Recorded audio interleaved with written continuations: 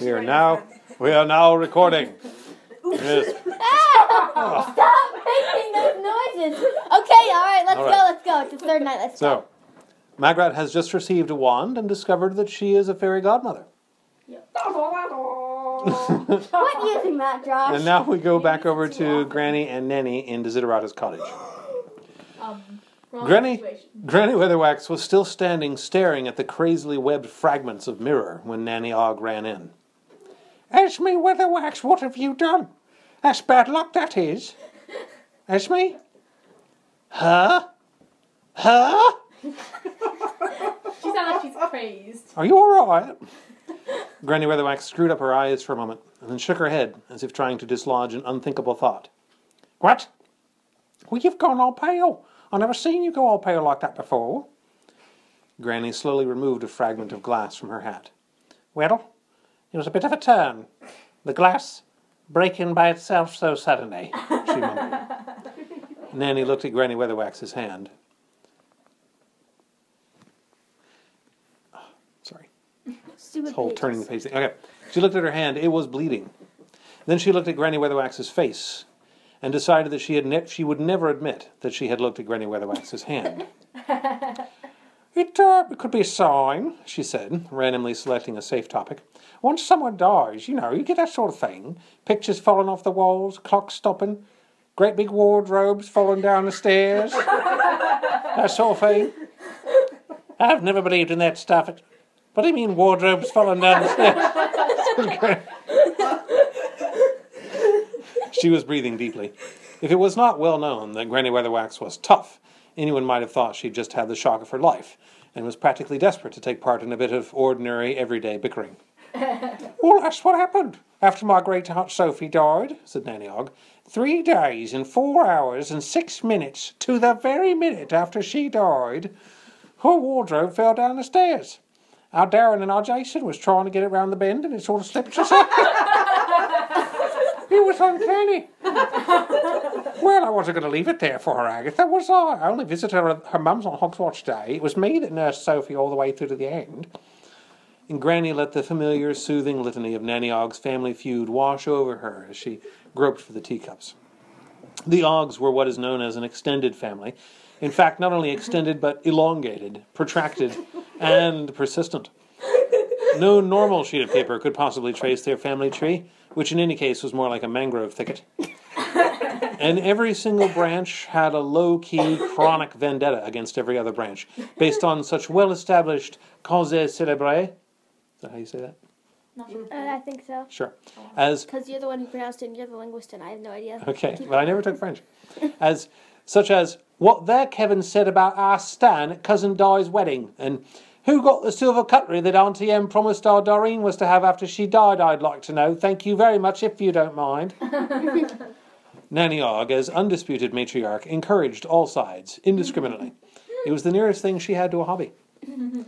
The Oggs contained, in just one family, enough feuds to keep an entire Ozark of normal hillbillies going for a century. And sometimes this encouraged a foolish outsider to join in, and perhaps make an uncomplimentary remark about one Og to another Og, whereupon every single Og would turn on him, every part of the family closing up together like the parts of a well-oiled, blue-steeled engine to deal instant, merciless destruction on the interloper. Oh dear.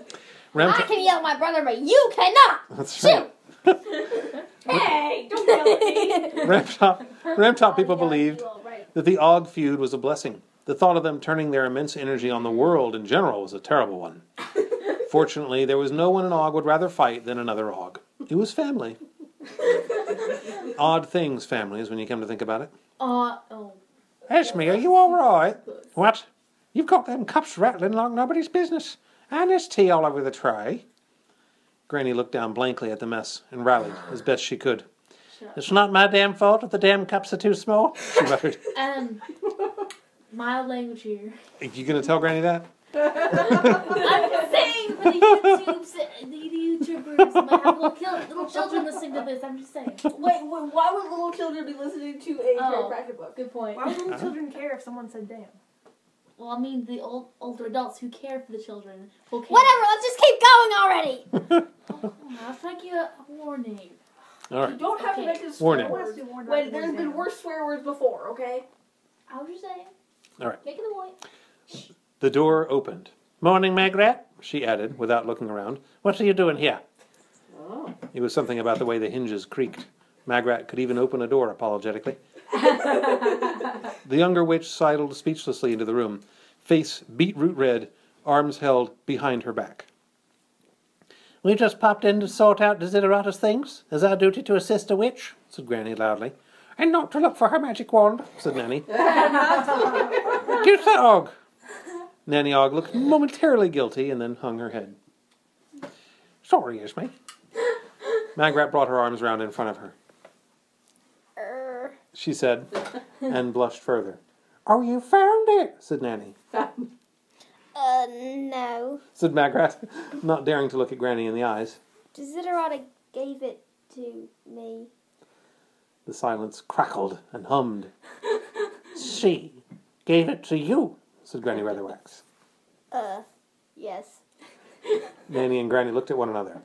Well, said Nanny. She does know you, doesn't she? Demanded Granny, turning back to Magrat. I used to come over here quite often to look at her books. Magrat confessed. And she liked to cook foreign food, and no one else around here would eat it, so I'd come up to keep her company. Aha! Curry in favour? Snapped Granny.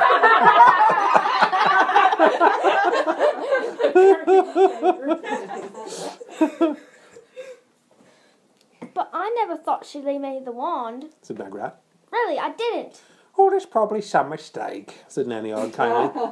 She probably wanted you to give it to one of us. Oh, that'd be it right enough, said Granny. She knew you was good at running errands and so on. Let's have a look at it. Oh, jeez. She held out her hand. Magrat's knuckles tightened on the wand. She gave it to me. She said in a tiny voice. Her mind was definitely wandering toward the end, said Granny. She gave it to me.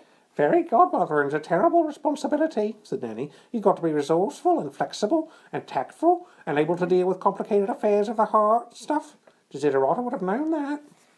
Yes, but she gave it to me. Magrat Garlic, as senior witch, I command you to give me the wand, said Granny. They cause nothing but trouble. Oh, now, hold on, said Nanny. That's going a bit far, No. said Magrat. Anyway, you ain't no senior witch, said Nanny. Old Mother Dismas is older than you. Shut up. Anyway, she's non-compost mental, said Granny. You can't order me, which is our non-heriodic article. Hierarchy. I don't know that word. It'll just Perfect, well done. Hierarchical. hierarchical or whatever. No. Hierarchical. That's what I said. Exactly. That is wanton behaviour, Magrat Garlic. Oh, no, it's not, said Nanny Og, trying to keep the peace. Wanton behaviour, that's where you go round without wearing any... And she stopped. Both of the older witches watched a small piece of paper fall out of Magrat's sleeve and zigzag down to the floor. Granny darted forward and snatched it up. Aha! She said triumphantly. Let's see what Desiderata really said. Sorry. Her lips moved as she read the note. Magrat tried to wind herself up tighter. A couple of muscles flickered on Granny's face, and then calmly she screwed up the note. Just as I thought, she said. Desiderata says we are to give Magrat all the help we can, what with her being young and everything. Didn't she, Magrat? Magrat looked up into Granny's face. You could call her out, she thought. The note was very clear. Well, the bit about the older witches was, anyway. And you could make her read it aloud. It's plain as day. Do you want to be third witch forever? And then the flame of rebellion, burning in a very unfamiliar hearth, died. Yes, She muttered hopelessly. something like that. It says it's very important we go to some place somewhere and help someone marry a prince, said Granny. No. That's not It's it. Genua. Said Magrat. I looked it up in Desiderata's books and got to make sure that she doesn't marry the prince. A fairy godmother stopping a girl from marrying a prince, said Nanny. That sounds a bit contrary. But it should be easy enough to wish to grant anyway. Millions of girls don't marry princes. Magrat made an effort. Genua really is a long way away. She said. Well, I should hope so, said Granny Weatherwax. Last thing we want is foreign parts up close. I mean, there'd be a lot of travelling. said Margaret wretchedly. And you're not as young as you were? There was a long, crowded silence. We start tomorrow, said Granny Weatherwax firmly. Look, said Margaret desperately. why don't I go by myself? Because you ain't experienced at fairy godmothering, said Granny Weatherwax. But this was too much even for Margaret's generous soul. Well, nor you. She said. Well, that's true, Granny conceded, but the point is that we've not been experienced for a lot longer than you. Oh, that's right. That's right. We've got a lot of experience of not being inexperienced, said Granny Ogg happily. That's what counts every time, said Granny. There was only one small speckled mirror in Granny's house. When she got home, she buried it at the bottom of the garden. There, she said. Now try spying on me. Okay, in the next section, I think we need someone to read Jason Ogg. Who's Jason Ogg? Josh, you read Jason Ogg. No. You're playing Sudoku, aren't you? Oh, come on. You should do Jason Ogg if Ogg. I have to, but I want you to play it, Josh. You need to do All right. something other than bum bum bum bum. Yeah. Yeah, whatever. But you need to do something else. All right, who else? Who wants to be Jason then? I'll be You if do no one it, else Melanie. wants No, Joan can do it. Okay, Joan can do to. it. He'll do it. I guess I can do it once I finish the Sudoku. No. No. Ever. It's now. Ridiculous. Okay, then sure, you can do it. All right. It never seemed possible to people that Jason Ogg, master blacksmith and farrier, was Nanny Ogg's son. He didn't look as if he could possibly have been born, but as if he must have been constructed in a shipyard. To his essentially slow and gentle nature, genetics had seen fit to add muscles that should have gone to a couple of bullocks, arms like tree trunks, and legs like 4 beer barrels stacked in twos. To his glowing forge were brought the stud stallions, the red-eyed and foam-flecked kings of the horse nation, the soup-plate-hoofed beasts that had kicked lesser men through walls. But Jason Ogg knew the secret of the mystic horseman's word, and he would go alone into the forge, politely shut the door, and lead the creature out again after half an hour, newly shod and strangely docile. Footnote. Granny Weatherwax had once asked him about this, and since there are no secrets from which, he had shyly replied, Well, Mum, what happens is I gets hold of un and smacks him between the eyes with hammer before and knows what's happening, and then I whispers in his ear, I says, Cross me, you bugger, and I'll have thy ghoulies on to anvil. Thou knows I can. That's a hard boy. Awesome. Thanks. Behind, Make it a little lower, but yeah, pretty good. behind his huge brooding shape clustered the rest of Nanny Ogg's endless family, and a lot of other townsfolk who, seeing some interesting activity involving witches, could not resist the opportunity for what was known in the Ramtops as a good ogle. Well, we're off then, Jason, said Nanny Ogg. They do say the streets in foreign parts are paved with gold. I could probably make my fortune, eh? Jason's hairy brow creased in intense thought. Us could do with a new anvil down forge. He volunteered. What if I come back rich? You won't ever have to go down to forge ever again, said Nanny. But Jason frowned.